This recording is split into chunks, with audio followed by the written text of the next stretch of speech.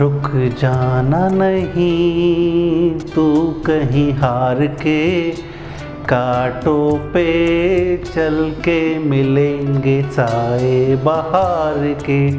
हाँ दोस्तों, आज मैं आपके साथ वो दुख वो दर्द शेयर करना चाहता हूँ जो हर नीट ड्रॉपर स्टूडेंट के दिल में छुपा होता है।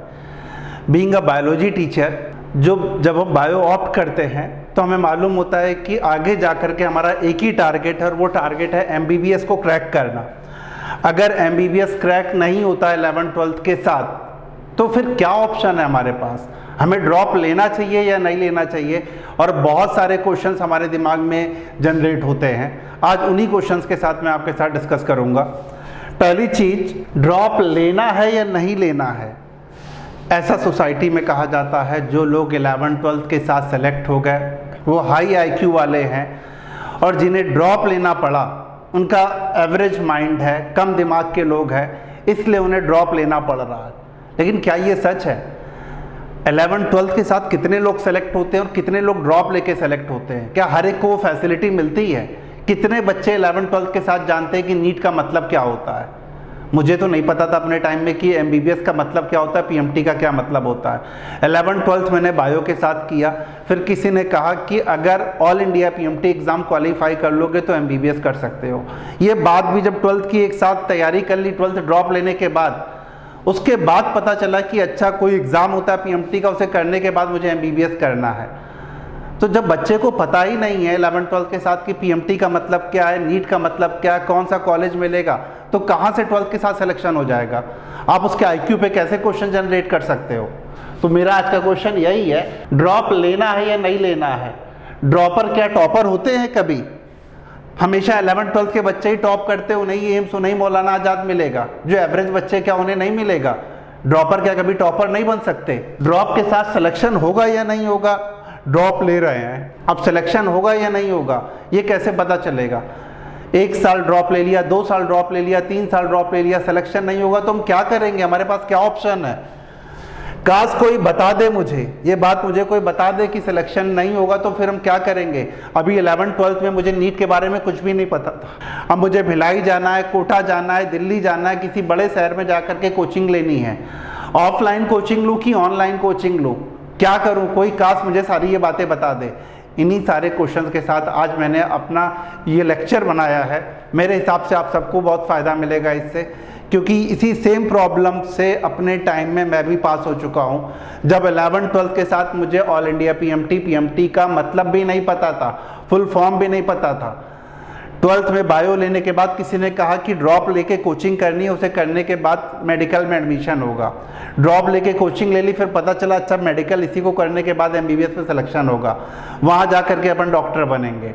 तो कितने लोगों तक ये जानकारी है? डिसीजन मेकिंग 11th-12th के साथ हमें डिसीजन ले लेना है। क्लास 11th के साथ अगर आपने डिसीजन ले लिया कि आपको 11th में बायो लेनी है, 11th-12th के साथ कोचिंग लेनी है, कौन सी बुक्स पढ़नी है, तो 12th के साथ आपका सिलेक्शन नहीं होगा तो 1 साल ड्रॉप लेकर के हो जाएगा। लेकिन जब हमें कुछ पता ही नहीं है, हम तो पहले सोचते हैं कि बोर्ड का एग्ज़ाम हम दे रहे हैं, यही बहुत बड़ी बात है। 11th-12th बोर्ड का एग्ज़ाम दे दिया हम लोगों ने, उसके बाद अब देखते हैं कि कौन सी कोचिंग करनी है, और कोचिंगों की फ़ीस इतनी है, कैसे बियर करेंगे हम? डिसीजन मेकिंग बहुत इंपॉर्टेंट है। पेरेंट्स अगर हमारे लिटरेट हैं, नॉलेजेबल हैं, तो हमें बताएंगे। जिन टीचर से हम अपने गांव में, घर में, स्कूल में पढ़ रहे हैं, वो टीचर हमें कितनी इन्फॉर्मेशन देते हैं नीट के बारे में? हमारे फ्रेंड्स हमें कितना मोटिवेट करते हैं कि नहीं तुम कर सकते हो, तुम्हारे पास पोटेंशियल है, तुमने 11th में बायो लिया है, अब 11th-12th के बाद तुम नीट का एग्ज़ाम दोगे तो नीट का एग्ज़ाम तुम क्रैक कर सकते हो, अपने स्कूल में सबसे डिफरेंट हो तुम। सेल्फ, हमारे ऊपर कितना विश्वास है कि हम कर सकते हैं या नहीं कर सकते हैं? रोल मॉडल, हमारे घर में, हमारे गांव में, हमारे रिश्तेदार में कोई डॉक्टर है और उनकी बहुत ज़्यादा इज्जत है, वो रोल मॉडल हमें इंस्पायर करता है कि हमें डॉक्टर बनना चाहिए। तो सबसे इम्पॉर्टेंट है, जब 11th-12th के बाद हमें ड्रॉप लेना हो तो डिसीज़न मेकिंग में कौन कौन से लोग हमारी हेल्प करते हैं? हमें पेरेंट्स से बात करनी चाहिए, क्योंकि बिना उनके सपोर्ट के तो आगे नहीं बढ़ सकते। अपने टीचर से पूछना चाहिए कि सर हम ये आगे बढ़ें। फ्रेंड्स का भी बहुत इंपॉर्टेंट रोल रहता है, क्योंकि वो ही हमें मोटिवेट करते हैं। और सबसे इंपॉर्टेंट है सेल्फ। अगर आप खुद नहीं करना चाहोगे तो कुछ भी नहीं कर सकते हो। रोल मॉडल, यस, ये हमें मोटिवेट करते हैं कि हमें इनसे भी ज़्यादा अच्छा करना है। हमारे गांव में नीट में ये रैंक आई थी, हमें फर्स्ट रैंक लानी है, स्टेट टॉप करना है। तो ये सारी चीज़ें हमें मोटिवेट करती हैं डिसीज़न मेकिंग में कि हमें नीट के बाद ड्रॉप लेना है या नहीं लेना है। चलो पहला हर्डल क्रॉस हो गया, इन लोगों ने हमारी हेल्प करी। 11th-12th तो हम लोग कहीं कोचिंग गए नहीं है, एक ड्रॉप में सिलेक्शन नहीं हुआ तो क्या और नंबर ऑफ ड्रॉप लेने चाहिए? क्या ड्रॉप की कोई लिमिटेशन है? कब तक ड्रॉप लेते रहे अगर सिलेक्शन नहीं हो रहा? पहले साल 150 नंबर, फिर 250 नंबर, फिर 400 नंबर, फिर 450, फिर 500, 4 से 5 ड्रॉप हो गए हैं और 450 से 510, 520 के ऊपर मार्क्स नहीं बढ़ रहे। अगेन ये कौन बताएगा हमें कि हमें एक सिंगल ड्रॉप लेना है कि बहुत सारे ड्रॉप लेने हैं? अगेन बच्चों बिल्कुल सीधा सा आंसर है, कोई नहीं बताएगा, आपको खुद से पूछना है। अगर आपके ऊपर कॉन्फिडेंस है, अगर ग्राफ आपका आगे की तरफ बढ़ रहा है धीरे धीरे, तो इसका मतलब है कि आगे जा करके अगर आप ड्रॉप ले भी लोगे तो कोई बहुत बड़ा पाप नहीं करोगे। ड्रॉप हमें लेने के लिए खुद के डिसीजन से अवेयर होना चाहिए कि हमें लेना है या नहीं लेना है। तो एक या बहुत ज़्यादा ड्रॉप कोई मैटर नहीं करता। अगर आपकी इच्छा है हमें डॉक्टर ही बनना, हमने ये सोच रखा है, तो एक से ज़्यादा ड्रॉप लेकर के कोई बहुत ज़्यादा पाप नहीं करेंगे हम। लेकिन एडवाइजेबल यही रहता है कि अगर आपको सारी जानकारी है, अच्छे स्कूल से आप पढ़े हो, तो 11th-12th उसके बाद 1 साल ड्रॉप और। लेकिन जब हमें कोई इन्फॉर्मेशन नहीं है तो एक से ज़्यादा भी ड्रॉप हम ले सकते हैं, जब हमें 11th-12th के साथ कोई इन्फॉर्मेशन नहीं है। फाइनेंशियल इशू, मेरे पेरेंट्स फार्मर हैं, बहुत मुश्किल से 11th-12th की फ़ीस उन्होंने पे करी है, कोचिंगों की फ़ीस इतनी ज़्यादा है, हम कैसे करेंगे? मेरे हिसाब से बच्चों आज की डेट में फाइनेंशियल इशू है, लेकिन बहुत बड़ा मैटर नहीं है। कोचिंगों में स्कॉलरशिप दी जाती है, ऑनलाइन प्लेटफॉर्म अवेलेबल है, जो मटेरियल हमें पढ़ना है हर कोई बताने के लिए है, तो बहुत सारी चीज़ें जिनसे इनमें हेल्प मिल सकती है। ऑनलाइन या ऑफलाइन, ये एक नया क्वेश्चन आज के बाद, कोविड के बाद से जनरेट हो गया कि हम ऑनलाइन कोचिंग करें या ऑफलाइन। मैं ऑफलाइन कोचिंग लेता हूँ एपेक्स क्लासेस में, तो इसका मतलब ये नहीं कि मैं आपसे कहूँगा कि ऑफलाइन कोचिंग ही बेस्ट है, ऑनलाइन बेस्ट नहीं है। It depends on condition. अगर आपकी तैयारी परफेक्ट है, आपको केवल एक फिनिशिंग टच चाहिए, आपका सेल्फ मोटिवेशन बहुत स्ट्रांग है, आप किसी से कांटेक्ट 2, 4, 5 दिन नहीं करते हो फिर भी आपका माइंड डेविएट नहीं होता, आप घर में बैठ करके अकेले पढ़ सकते हो, कोई दिक्कत नहीं है, ऑनलाइन आप कर सकते हो। इन कितने लोग ऐसे हैं जो अपना सेल्फ मोटिवेशन मेंटेन कर पाएंगे? घर में 2 घंटे पढ़ेंगे फिर 4 घंटे सो जाएंगे। तो बहुत सारे फैक्टर्स हैं। अगर हमारा थोड़ा बहुत डेविएशन भी होता है तो जब हम कोचिंग क्लासेस में टीचर से कांटेक्ट करते हैं, अपने दोस्तों से मिलते हैं, तो हमारा इंटरेक्शन जो बढ़ता है वो हमारी स्टडी को और स्पीड अप करता है। तो it depends on condition, it depends on person कि ऑनलाइन उसे करना या ऑफलाइन। ज़्यादा बेटर तो ऑफलाइन है, ये 100% है। ऐसा इसलिए मैं नहीं कह रहा हूँ क्योंकि मैं ऑफलाइन पढ़ाता हूँ, लेकिन ज़्यादा बेटर ऑफलाइन है, क्योंकि क्लासरूम टीचिंग में ऑफलाइन जो इंटरेक्शन में मज़ा है वो ऑनलाइन में बिल्कुल भी नहीं है। अगर ड्रॉप लेने के बाद मार्क्स बार बार कम आ रहे हैं, घट रहे हैं, हमारे बढ़ नहीं रहे हैं, घट रहे हैं, तो हमें क्या करना चाहिए? अगर मार्क्स आपके कम हो रहे हैं, साल दर साल बढ़ नहीं रहे हैं, तो ऑब्वियसली आपको ड्रॉप नहीं लेना चाहिए। आपको बैठ करके सोचना चाहिए कि कहाँ गलती हो रही है। फियर ऑफ फेलियर, ये तो यार लाइफ में जो काम करोगे उसमें फेल होने का डर लगेगा। मैं टीचिंग में, हो सकता कोई ना पसंद करे मेरी टीचिंग को, मेडिकल प्रोफेशन में जाऊँ, सकता पेशेंट के साथ इंटरेक्शन परफेक्टली ना रहे मेरा, लाइफ में फेल होने का खतरा तो हमेशा रहेगा। तो क्या इसके डर से हम आगे नहीं बढ़ेंगे? अपनी पूरी कोशिश तो करेंगे ना हम। तो फियर ऑफ फेलियर को आपको बिल्कुल नीचे रखना है, इसके बारे में सोचना ही नहीं है, हमें सिर्फ अपना बेस्ट देने की कोशिश करनी है और कुछ कभी सोचा ही नहीं। यस, जब 11th में हम लोग बायो लेते हैं तो कुछ दिमाग में आता ही नहीं कि मुझे डॉक्टरी के अलावा कुछ करना है, और ये निकल नहीं रहा, ड्रॉप पे ड्रॉप बढ़ रहे हैं। अब हम करेंगे क्या? Microbiology, biotechnology, agriculture, veterinary science, बहुत सारे ऑप्शन हैं, लेकिन MBBS जैसा कोई स्ट्रॉन्ग ऑप्शन नहीं है, सब लोग यही कहते हैं। तो फिर से अगर आपके अंदर खुद करने की इच्छा है, सेल्फ मोटिवेशन है, तो मैं कहूँगा आप जितना बेस्ट अपना दे सकते हो पहले ट्राई कर लो। उसके बाद जब लगे कि ऑप्शन नहीं है, then you have to move on another field. Otherwise whole life आपको गिल्ट रहेगा, यार अपना जो फर्स्ट लव था वो तो मुझे मिला ही नहीं। तो अभी जितना पोटेंशियल है वो लगा दो, चाहे वो फर्स्ट जॉब हो हमारी, है ना, फर्स्ट स्कूल हो हमारा, वो हमेशा में याद रहता है। या लाइफ में जो पहली बार हम लोगों ने करने के लिए सोचा था, तो पूरी कोशिश कर दो पहले, क्योंकि इसके अलावा कुछ सोचा ही नहीं है तो और करेंगे क्या हम। तो हमें मेडिकली करना और ये हमने ठान लिया और हम करके रहेंगे। तो ये डिसीजन मेकिंग है जो आपको एक स्टेप आगे ले जाएगी। कंफ्यूज नहीं होना है हमें ड्रॉप लेते समय, अपने आप को जज करना है। नेक्स्ट, जब हम ड्रॉप ले लेते हैं तो क्या क्या गलतियां करते हैं, क्या क्या मिस्टेक करते हैं। सिलेक्शन का मतलब है, सिलेक्शन तब होगा, हार्ड वर्क पहले कहते थे, आप मैं हार्ड वर्क की जगह सेल्फ मोटिवेशन कहता हूं। अगर आपने ठान लिया है कि आपको करना है तो कोई नहीं रोक सकता। Self motivation. And obviously you should have normal IQ, मतलब जब चीजें आपको बताई जाए तो आपको चीजें समझ में आए, एक नॉर्मल IQ तो होना चाहिए। ये दो चीजें आपका सिलेक्शन डिसाइड करती है। इसके अलावा financial matter, coaching classes, other factor भी हैं, लेकिन ये दो चीजें ज्यादा इंपॉर्टेंट हैं। सबसे बड़ी मिस्टेक, जैसे नंबर ऑफ ड्रॉप बढ़ते हैं तो हम NCERT से हाथ जोड़ लेते हैं। हमें NCERT और पढ़नी है और एक्सप्लोर करना है। इस बार जिसके मार्क्स 520, 530, 540 आ रहे हैं, उसे लगेगा NCERT में पतली पतली किताबें हैं, इनमें क्या दे रखा होगा फिजिक्स केमिस्ट्री में। आपको सिर्फ NCERT पढ़नी है, अपने कॉन्फिडेंस को ओवर कॉन्फिडेंस में नहीं चेंज करना। कुछ भी हो जाए, हमारा दोस्त लाइफ में एक ही है और उसका नाम है NCERT। रोल ऑफ कोचिंग, हम बड़ी बड़ी कोचिंगों में नहीं जा सकते, कोटा तैयारी करने नहीं जा सकते, किसी बड़ी कोचिंग की फीस हम नहीं पे कर सकते, तो क्या हमारा सिलेक्शन नहीं होगा? जरूर होगा, 100% होगा।